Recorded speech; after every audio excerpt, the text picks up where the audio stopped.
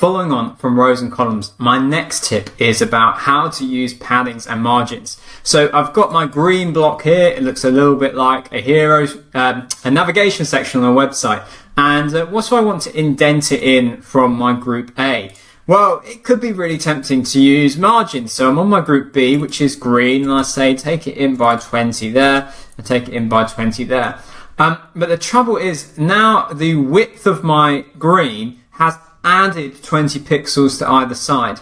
A better way to do it is to reverse your approach and instead think I'm going to add in a padding to the parent element, and then I can set my width to 100%, and then it's just going to sit more nicely in there, and it's going to make it much more easily to make it responsive in the future. So margins are great. Margins can be used for like adding 20 pixels to the top of here, so I move everything down from my page, the top of my page. But padding is great if you are working between a child and a parent.